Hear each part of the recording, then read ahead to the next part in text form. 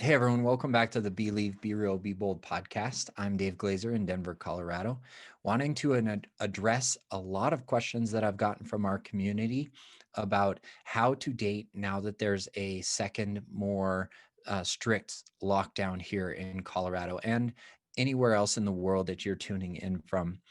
Everywhere is a little bit different. We have 15 counties in Colorado that are now tightening up their restrictions, and that makes social interaction so much more difficult to make arrangements. So today's episode is all about how to date as the next lockdown occurs. So over the past 9 months, I've gone through my own ups and downs with online dating, in-person dating, meeting in social media, and I wanted to bring that experience into your world today. So, coming from my successes and my failures over the last 9 months, I just kind of wanted to walk you through some helpful steps for you to approach dating with a positive mindset to increase your odds of success during this period of unknown that we're all experiencing collectively. So, as you may have heard on the podcast in the past few months, I described the first 6 months of 2020 as intentionally working on myself, meeting some financial goals that I had set for myself at the beginning of the year. And then when March came around, I was a lot like you, wondering what was going to come next. So, during the first 6 months of this year, I had set my intention not to date. And I had to say no a lot of times. And a lot of times I didn't want to say no. And that's okay. I was just sticking to my own personal commitment to me. When it came around to the about the end of May, I decided, okay, I've met some of those financial goals. I've checked some things off of my list in my business. And now I feel as if I'm ready for what's available to me in a partnership. So I had given that 2.5 full months of setting my intentions about what I wanted dating to look like for me. And over the past 6 months, I've learned a lot about that journey, and I wanted to share that with you guys today. So, how to date during the next lockdown. If you've got a pen and paper handy, go ahead and write these steps down because I'm going to take you through 8 steps that are going to help you approach dating with a positive mindset. First step I want you to do is set your intentions. What is it that you want to discover about yourself or discover about the dating process now? Do you want to have something casual in your life? Do you want something exclusive but not yet boyfriend, girlfriend? Do you want something that leans more towards a partnership and a relationship long term? Whatever your intentions are, spend some time with yourself discovering what that is, what the best fit is for you. And why I bring that up first is because of physical health boundaries are very, very important during this time. How much risk do you want to take, both with your physical health and your mental and emotional health, when you approach dating with this new mindset? So, step number one, set your intentions. What are you looking for? Where are you going to meet new people? Are you going to ask your friends and family to introduce you to new people, or coworkers introducing you to new people? If you're hesitant about jumping online, that's a great route to go. Let's say you do want to choose online dating. There's an abundance of people out there just like you, looking for something casual, looking for something a little bit deeper, looking for a partnership or a relationship long term. And when you set your intentions, then you will know more clearly what it is that you will not accept in the next relationship. And that's why setting your intentions is so important. Okay, when social media is used in the appropriate way, it can bring a lot of positive relationships into your life. We were just talking about that in our small group last Tuesday about how we never would have met each other had it not been for Instagram. Instagram is one of those things that I love pouring a little bit of sense of humor into and a whole lot of value into your guys' lives. So, when used appropriately, social media can be a great place to meet new people. I cannot say enough about the community of people that listen to the podcast and engage with me on Instagram. I am so grateful for your connections. And I would not have met most of you without using social media as an appropriate tool in my life. So, step number two, set healthy boundaries. And these healthy boundaries need to be specific for you. At this time in my life, I knew how important my physical health was. I was working out at home. I wasn't going to the gym near the end of May when I decided that I was going to get back out there. And I was confident that I was in a much better place than I was at the beginning of the year. So I was ready to date. The boundaries that I decided to set for myself were, okay, if I do set a first date, those are going to be virtual. And that abundance came into my life because I asked the universe, let's open up possibility. I'm ready for it. Here's why. I had journaled on it a lot, and I had definitely set my intentions. I was looking for something more serious and a little bit more geared towards a long-term experience in my life. So my boundaries were built off of that intention. Now I have the opportunity of connecting with somebody in person, and that's great. But what are those boundaries? I was lucky that that was in the beginning of June. So the weather was much, much nicer. So we were able to walk around the park. It's still pleasantly beautiful here in Colorado in November. We've been blessed with 50s, 60s, and even 70-degree weather here in Denver. So no matter what month of the year, we can find an opportunity to meet on a second date if you want to do that in person at a park or at somewhere open air patio as Denver restaurants start to transition to new restrictions that are put in place so that they can stay open and so they can still serve their communities. So those are some specific boundaries that I wanted to set when I approached my new dating experience. But there were other boundaries that I had to consider as well. Okay, who else am I going to be seeing in person if I'm meeting a second date at the park? Okay, how do I want to communicate that? I wanted to put in place for myself, for my physical, mental, and emotional health, specific boundaries.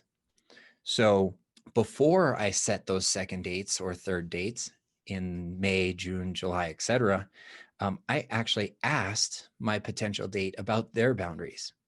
This gave me an opportunity to get curious about who I was going to be spending my time with, but also be flexible too. If the second date came around and I wanted to see that person again, I got curious. Okay, what's your work experience like? Who do you hang out with? Who do you spend your time with at work? What does your typical day look like? Do you work with clients or customers or patients if they're in the healthcare industry? This is an opportunity for, after step 3, which is ask about boundaries. Now we have step 4 and we can ask clarifying questions about their boundaries. What activities are you doing now that new restrictions are in place? Are you getting out and walking your dog more often? Are you still seeing friends at their place, at your place? What is Friendsgiving looking like for you this year? And then when they respond, it's our opportunity to empathize with their choices. We don't necessarily have to agree with their choices. And that's what is so beneficial about this journey of understanding relationships better, is that empathy comes with understanding, but not necessarily agreeing with another person's choices. We can have other opinions from what our second or our third date has, but empathy is understanding their experience is completely different from my own, especially since we just met each other.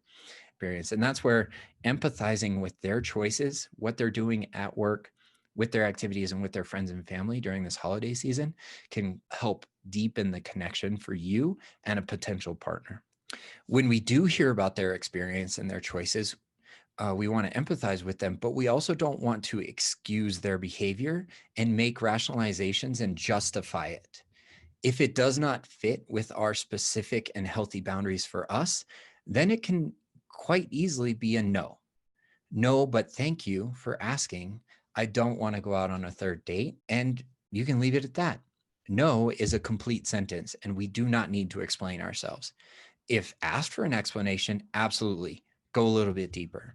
Thank you very much for asking. At this time, I would actually prefer not to go out with you a third time because I've noticed that you're spending a lot of time with large groups of your friends at home. That's your choice, but it's not the healthiest decision for me. Spend time with you one-on-one, and you can do it very gently. You can do it very assertively if necessary, but setting that boundary and sticking to it will actually gain a more respect from the other person that you're communicating with.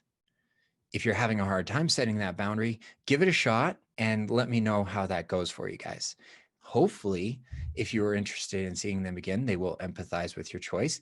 But if not, I guarantee you they will respect you more for it. Setting boundaries with people that we are interested in is actually a great way to show others how to love you, and also a great way to show others how you want to demonstrate love. Setting boundaries is loving other people. I want to make that absolutely clear. And finally, that clarifying question that I want you to ask yourself before you decide to go on to that next in-person date with somebody is, especially for the anxiously attached person, can this person hear and meet my needs? It's one thing to say, I heard your need for this specific boundary for your physical health. It's another to hear and empathize with that choice, but it's another dimension to the relationship of actually meeting that need. Oh, I totally understand where you're coming from. I would feel the same way if I were in your shoes and you wanted to spend time with your family on Thanksgiving, which means that we can't get together the weekend before. I completely understand that. How about we wait a couple weeks, see where our physical health is, and come back together and see if we want to get together for that in-person date after you spend Thanksgiving with your family. How's that sound? That's a great opportunity for you to learn a little bit more about this person that you just met in this situation, in this scenario, to feel empathy from another person. And if they don't give that to you, then you can assertively set your boundaries and say, thank you, but no thank you. I would prefer to do this instead. All right, step 1 through 4, set your intentions, set your specific boundaries for your physical, mental, and emotional health. Ask about your potential partner's boundaries, and then ask clarifying questions about those boundaries as well. So that brings us up through step number 4. Step number 5 of how to date during the next lockdown is to decide what you want to do next. Now you get the opportunity to decide to go out with them again or not. And both answers are completely correct. And here's what we're getting as a benefit. We're eliminating people who are not meant for us. If they're giving us a hard time for setting too strict of boundaries at this time, okay, that's not my person. That's great. It's not rejection, it's just information. We're gathering more information about the person across the phone, across the screen, across the Zoom link, across the table from them at coffee. We're learning more about this brand new person into our life, no matter where you met them and no matter how you got the conversation started.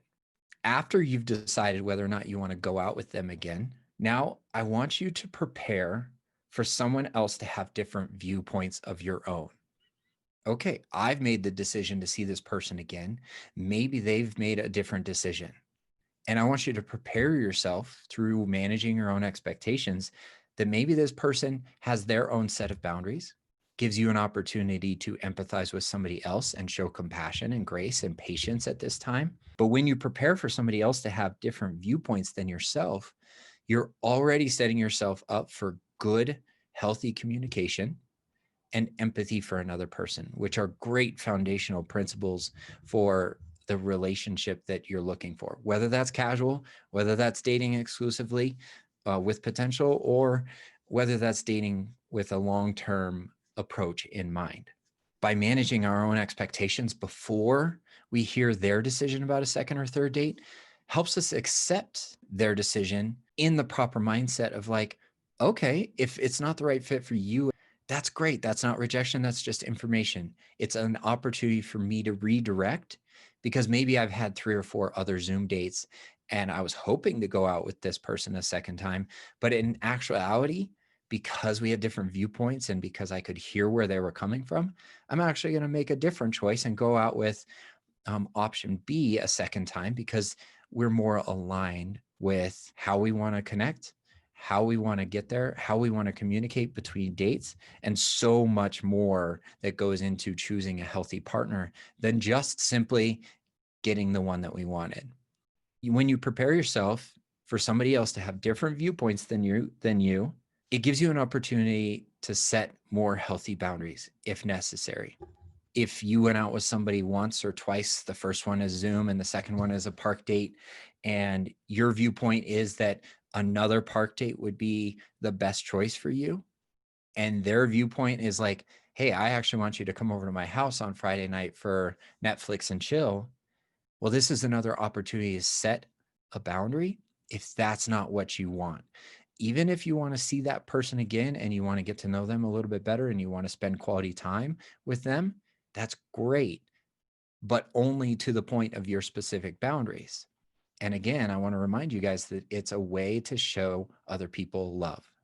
Guarantee you will get more, oftentimes, what you're looking for and what you want when you set healthy boundaries for yourself, because it will increase respect from the other person. It might even build more attraction because we are attracted to people that we respect. More on the attraction method later and how it impacts our attachment styles. I do want to get into that discussion, so stay tuned for that heavy conversation coming up. Okay, so we've gone through 6 steps so far.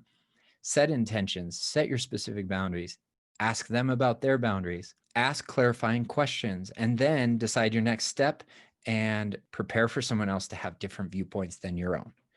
What's next? What do we do after we've managed our expectations and set more healthy boundaries for ourselves? Well, then we agree on a neutral, safe meetup spot for date number 2 or date number 3. I do want to encourage you guys that during this time, when you make it clear what your boundaries are, of like, hey, I'm happy to meet up for coffee. What are your boundaries around dating at this time? Here's a little bit more information about my boundaries at this time. And I guarantee you, you're going to find a better fit person for yourself when you approach it this way. If you want that script again, hey, what are your boundaries around dating right now? It opens up the conversation. It asks a clarifying question, and it shows genuine interest in the person that you're going to meet up with in person. After that first or second date that you meet up with in person, this is step number 8. I want you to process your feelings and emotions. And I want you to do it with as much time as it possibly takes. We don't want to sit there and we don't want to rationalize and ruminate on how the date went. We simply just want to tune into our gut instincts of, what is my emotion trying to tell me right now? Because emotions are energy in motion, and they're simply just information for us to learn more about what we want. When you do sit and process the feelings and emotions, I want you to ask yourself 3 quick questions. What did you like about the date and the experience and the person? I don't want you to spend more than 5 minutes on that question. The next question is, what follow-up questions do you have for that person for the next time that you communicate? And then finally, do you want another date? Those are the 3 questions that I want you to ask yourself after you meet this person in person for the first time, so that you can judge physical chemistry, so that you can see beyond the screen, you can see beyond their profile pictures, and you can tune in and see and hear who they are as a person. Then after that date, ask those 3 questions. What did you like? What follow-up questions do you have? And do you want another date with this person? Keep it simple. We don't want to overcomplicate this step in the process. We simply just want to connect our mind, our body, and our heart here, because that's where emotional intelligence comes from. And it's our gut instinct telling us what the next step is for us. All right, guys. So that's 8 steps to date during the next lockdown. If you have any questions, please don't hesitate to reach out to me personally. Shoot me a message and a question as a follow-up for today's episode. If you're looking for a little additional support right now, please try out our members-only Zoom group every Tuesday night, free for 1 week. Head on over to believeberealbebold.com. You can apply today. Your first week is absolutely free. You'll get to experience a group call with like-minded people who are searching for similar things as yourself. Women meet on Tuesdays, men meet on Monday nights.